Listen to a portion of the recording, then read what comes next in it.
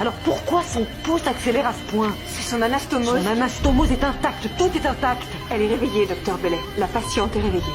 À mi-parcours de l'intervention, la patiente se réveilla soudainement. Les médecins furent extrêmement choqués. L'anesthésiste tenta d'augmenter la dose pour la replonger dans l'inconscience. Après l'opération, les médecins craignaient qu'elle conserve le souvenir de son réveil. Afin d'éviter une plainte, ils décidèrent de prendre le risque de lui poser la question. Malheureusement, ils perdirent leur pari. Hé, doucement.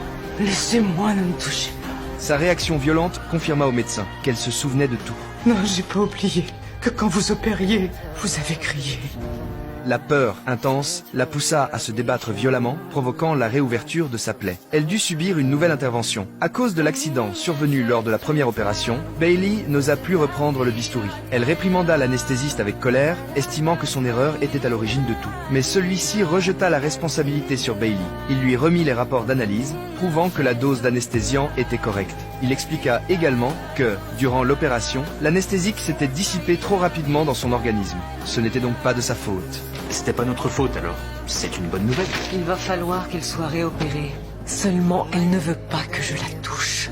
Le lendemain, un autre médecin réalisa la seconde intervention. Heureusement, l'opération se déroula sans encombre. Après l'opération, Bailey tenta d'expliquer toute la situation à la patiente. Mais celle-ci ne semblait pas prête à en rester là. Et pour la partie où je me suis réveillée sur la table, ça s'est bien passé là aussi. Quand je sentais l'odeur de machin brûlé dans la pièce, comment c'était? Quand j'étais étendue, incapable de parler, et que je vous sentais farfouiller dans mes entrailles. Ça s'est bien passé.